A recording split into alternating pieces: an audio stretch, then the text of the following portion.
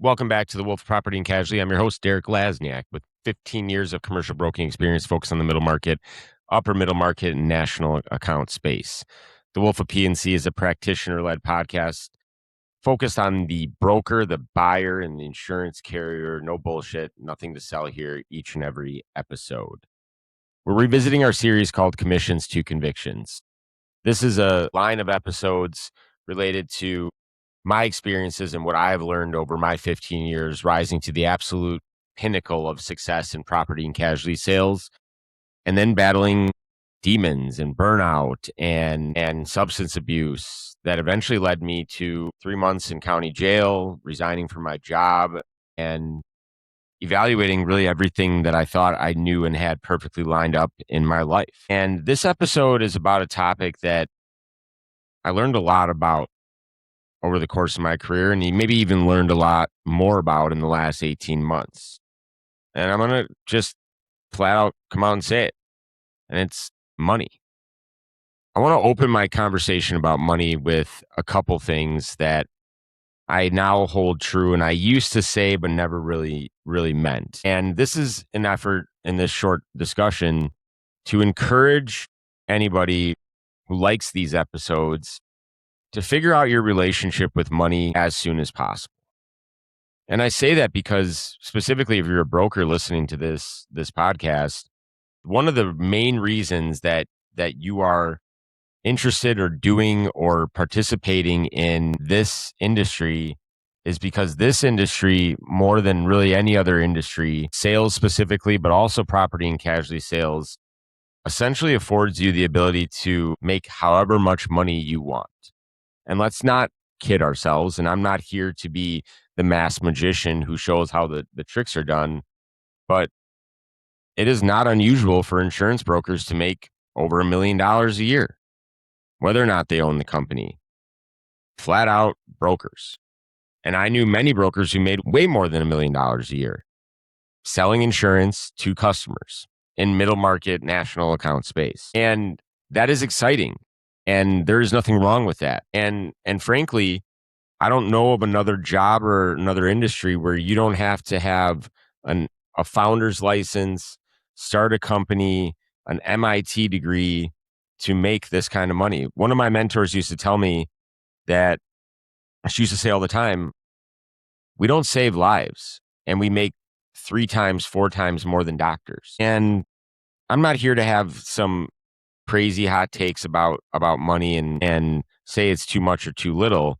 But I do think that what I've realized is over the course of the last 18 months specifically, my relationship with money is much different than it used to be. And I want to talk a little bit about that because I think that I've learned some things that would really benefit younger me in terms of what it means. The second thing I'll say is about my experience in sales is that one of the beauties of this job is to have no cap on your income. I would also say, and I love being a broker. I'm still a broker. I still have a license. I still think about being a broker. I talk to brokers for fun now.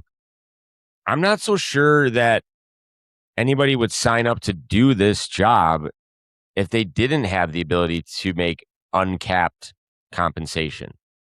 The job comes with too much pressure, too much stress. It's ripe for substance abuse, like I'm a great example of. It's terrible on relationships. The nature of this business and being at a certain level of success, if it paid $150,000 or $200,000, I think a lot of people would choose a different way to make that kind of money. The reason that the people making over $1 million a year being commercial insurance brokers are really successful is because there's not that many people who can do it and do it over a long period of time. I've witnessed in my still relatively short career, I've watched people that I was close with. I've heard about people who have had ailments, who have had stress-driven medical diagnosis, who had to take steps away for mental health reasons. And not all that comes down to the job, the purity of the job done the right way. And for every one of the people that I've had impact my life with some of the challenges that come with this job, I've known at least a handful who have had very stable, very balanced lives. But my point being is that this job and what it can give you financially is part of the social contract for what it can take away from you: time, health, well-being. But it's addicting. And that's coming from a person with an addictive personality. But at the heart of it is the excitement that comes with being able to pave your own way. And frankly, that's the sale. The sale to people getting into sales is that you control your destiny, you control your W 2. However, I wish I would have figured out my relationship with money a lot sooner. And I'm going to talk through some components, and I'm going to tie this back to what I learned about myself during my time in jail. Some of the things that money can provide for you, especially if you're making a lot of it. Certain lifestyle. You can buy a house. I was fortunate enough to buy a house at 26 years old. I think the average first-time home buyer is pushing 40. You can have cool cars. I spent a lot of time in the car, and that's how I justified in my mind that I needed a cool car. Did I need a BMW with a twin turbo V8? No. But I bought that because A, I could, and B, because I wanted people to see me in that car, because I wanted people to know I make a lot of money. It wasn't enough that people looked up to me because I worked on the best accounts and I had a lot of success and I worked really hard. It was important for me to use some of that untapped income and disposal to present myself in ways that showed that I had a lot of money. It also can produce the ability to have a lot of savings. I was an equity partner in my last firm, and it allowed me to buy into the company because I had a large income. But I never really understood what my relationship with money was. At a surface level, it was about showing other people that I had a lot of it. I wasn't necessarily proud of the fact that I was socking away or buying a house for my family. I was doing those things, but that wasn't what excited me about my income. What excited me about my income is finding ways to show everybody else that I had a lot of income. My recommendation is to seek a life of comfort. Knowing that this job has the potential to take a lot from you, plan to make the money and plan to maybe leave it early, or plan to have a long, stable career, not one that goes 100 miles an hour. Tomorrow's not promised. You can't take the money with you, but think really about what your relationship with money really means to you, and then make decisions on how you spend it accordingly. And think, maybe if you're a younger person, think maybe a little bit, what 10 years from now self would think about. Because it's easy when you're making a lot of money to think about it as a benchmark and how you grade yourself against others.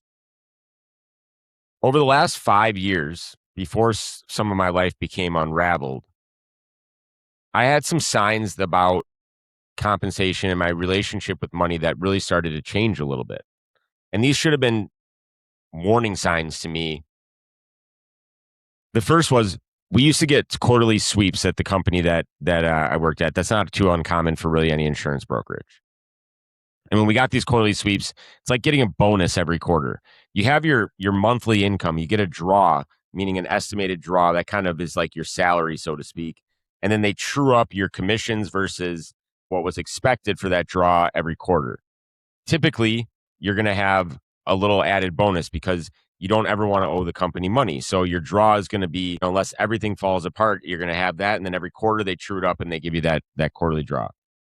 The first part of my career, every time I got a quarterly draw, a bonus, I bought something nice, or we treated my family to something nice. Took my wife out for a really nice dinner, or like a staycation. And it was funding things that really brought me joy and happiness, and things that I was really proud of for working as hard as I did. Maybe it was a watch. Maybe it was something like that. The later I got in my career and as things started to change for me, I never bought anything. I didn't necessarily even look at the dollars when they came out in the quarter. And that was because the incentive for working as hard as I was, the incentive for the life I was carrying on, was no longer bringing me any utility or satisfaction, AKA the money, which is what you get in exchange for doing what this is a pretty challenging job at times, was no longer filling the need for what I was putting into it. Should have been sign number one that maybe this relationship and my relationship with my job was becoming off kilter. Sign number two is, despite me not doing anything to celebrate hard work, I was finding ways to spend that money on self destruction, substance abuse, fueling a drug fueled relationship with someone I worked with. I was deploying money to buy myself friendships because that's the gratification that I was looking for, because that's what I needed. I was using money that used to be used to bring joy and peace and celebrate the job. I was then using it to buy relationships in my life in all different kinds of ways. Those should have been signs. And this happens a lot. If you're utilizing your compensation to show off, you're not doing anything really dissimilar. And yet, despite those things, I never noticed it. After I took a 2-month step away from my job and then tried to come back in 2025, the very gracious company I used to work for, they welcomed me back. And when I came back, it was obviously very challenging for everybody, but there was a lot of excitement. And my very first day, I'll never remember, I didn't know what to expect. But what I didn't expect when I walked into that door is that as part of the agreement for me to come back, not only did they provide me a new title, which stripped me of the title of being a client executive, they also said, and I never really asked the question, I probably should have, they also said that they were going to give me a $750,000 or a substantial pay cut and put me on a salary. And that was the very first time in many years where the compensation that I was receiving for the job changed. And obviously, when you have that kind of level taken away from me, and it wasn't going to affect my ability for me to feed my family, to stay in my house, to not sell assets. But that was the first time that change hit me. And despite having everything that I needed, the ability to start over my life professionally, start over my life with my family, all of those things, and still being able to afford all of them, and even maybe knowing that that wasn't forever, the gut punch of saying that number that I used to rave about, being the number one, being the top, being taken away from me, fueled me to say, how quick can I get that back? Why was that taken away from me? How am I supposed to, I'm just going to do the same job that I was doing at the same pace I was. And now I'm not even getting rewarded with X. I'm getting rewarded with 25% of X. And that was gut wrenching. But again, it never allowed me to think about what is the true value of money. I know today that money is a tool that is used to bring peace to your life. It gives you conveniences and to make it easy for the people you love and to be able to not stress and worry. I know those things now, and my relationship with money is way different. And my next professional job, whatever that maybe looks like or whatever I decide to do, it will have a completely different relationship with how compensation works and what I gather from utility out of it. And I think it took that gut punch of a pay cut for doing the same work. I think it took using the means I did have for all the wrong reasons. And I think it took me going to spend 3 months in Rock County Jail where money doesn't necessarily matter. Money does not give you status. Everybody's the same. Nobody's any different. What I used to make as an insurance broker didn't matter. It's no longer a measuring stick. It's no longer something I can use to buy relationships. But what it did teach me is that having a little bit of extra money while I watched most of the people that were in there have next to nothing is that it can give you comfort. It can give me the ability to call my wife whenever I wanted. It gave me the ability to text my wife whenever I wanted.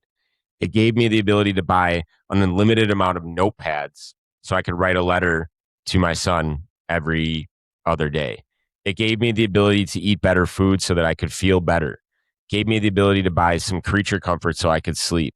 It gave me the ability to buy 25 different books so I could read and try to sharpen my mind. And that moment, that's what taught me what really the purpose of money is. Not necessarily what I was chasing or utilizing it for specifically the tail end of my career. And what your worth is not defined by how much you're being paid. Like when I got a huge pay cut to do the same job. And so keep that in mind. Better yet, think about what your relationship is with money before you start making a lot of it. And try to hold yourself accountable to that and try to have the best relationship. Doesn't mean that you shouldn't make a lot of it, because making a lot of it is the the very nature and at the heart of what this job and what this industry and really what any sales career can produce. But just try to sort out that relationship as soon as possible. And hopefully it doesn't take some of the depths that I had to go to really figure it out.